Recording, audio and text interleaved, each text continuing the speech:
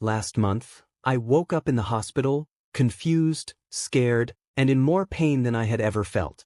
I was supposed to have surgery that morning, a surgery I had been saving for over a year to pay for out of pocket.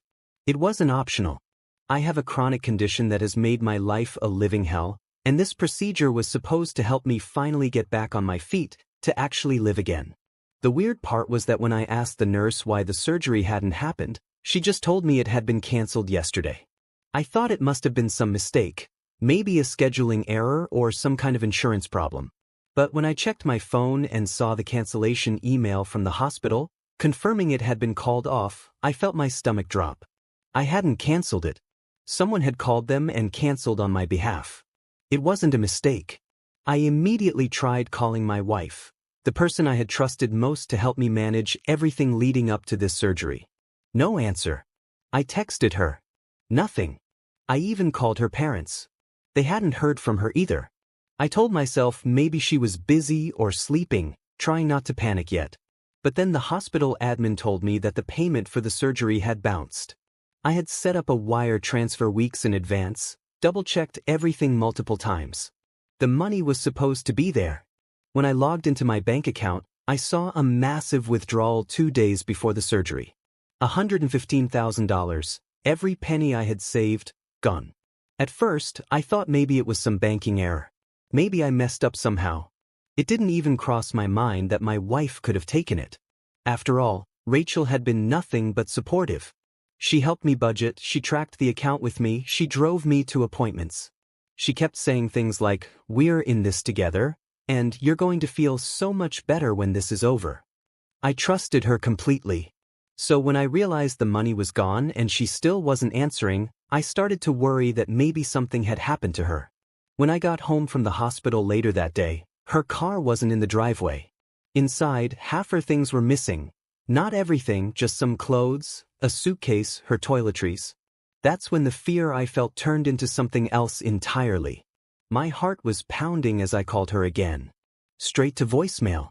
I sat down on the couch and stared at my phone, refreshing my bank app, hoping it would somehow fix itself, that there would be some simple, normal explanation for all of this. But the truth came crashing down when I checked our shared email account, looking for any missed messages from the bank. There, I found a flight confirmation email from 2 days earlier. A first-class ticket to a tropical resort. Passenger, Rachel. And there was a second ticket too, for someone named Ethan. I didn't recognize the name. Curious and desperate, I Googled him. It was a man Rachel had known from college. My stomach twisted into knots. I still tried to convince myself that maybe it was work-related, or some weird coincidence. Maybe Ethan was just a colleague. Maybe. But then I checked Rachel's Instagram. There she was, sitting by a pool with a drink in hand, looking happier than I had seen her in months. The caption said, "Much needed escape," and Ethan was tagged in the photo. His profile picture was a photo of the two of them together. It felt like the world had dropped out from under me. This was the same woman who had held my hand in doctors' offices, who had promised me we were a team. Now she was off sipping cocktails with another man while I sat at home, broke and broken. I wish I could say I was angry right away. But honestly, I was just hurt. Shattered. I stared at that picture for hours, hoping somehow it would disappear, hoping this was all a bad dream. The next day, I got a fraud alert from my credit card company, a $4,000 charge at a luxury hotel in the same city Rachel had flown to. She had maxed out my card on top of draining our savings. That's when it finally hit me, this wasn't a mistake. This wasn't a misunderstanding. She had planned this. I hadn't heard from her once. No calls. No texts. She had vanished without a trace. I didn't know where to even start picking up the pieces. A few days later, out of nowhere, I got a message from Ethan. At first, I thought it was a cruel joke. But the message started with, "I had no idea she was married. I think we need to talk." I hesitated but eventually agreed. Ethan told me that Rachel had been seeing him for 8 months. She told him she was divorced and starting a new chapter in life. She painted me as some controlling monster she had finally escaped. He said he had started noticing red flags when Rachel refused to introduce him to any friends, dodged questions about her past, and insisted on paying for their trip herself, claiming she had inherited some money from family. That money, of course, was my surgery fund. Hearing all this made me feel sick. The person he described sounded nothing like the woman I thought I knew. Or maybe it did, and I had just refused to see it.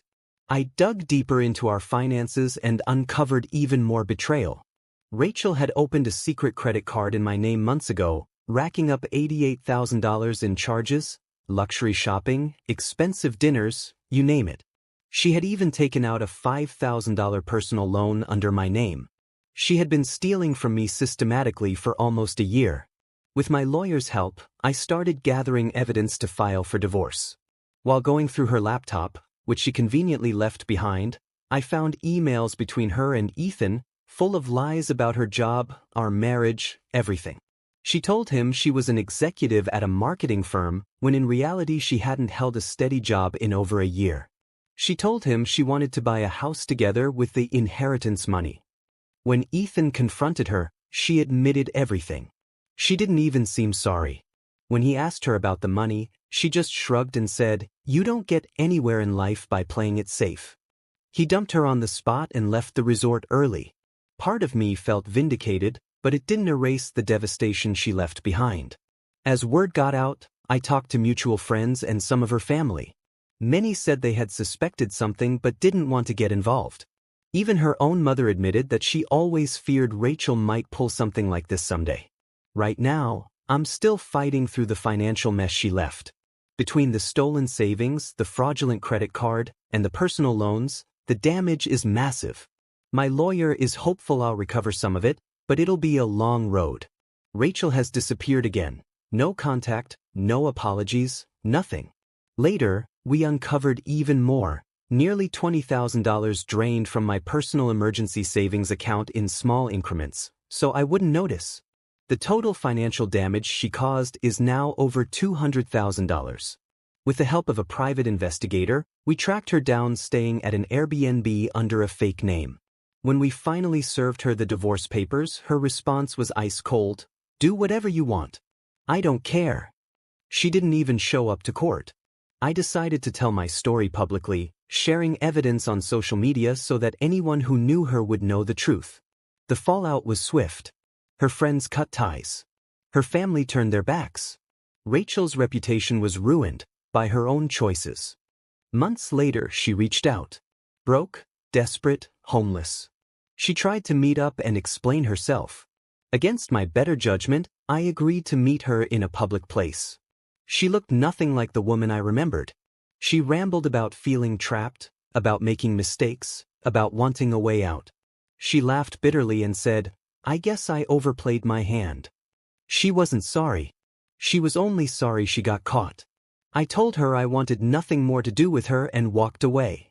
After she tried to manipulate one of my friends into lending her money by spinning lies about me abandoning her, I filed a restraining order.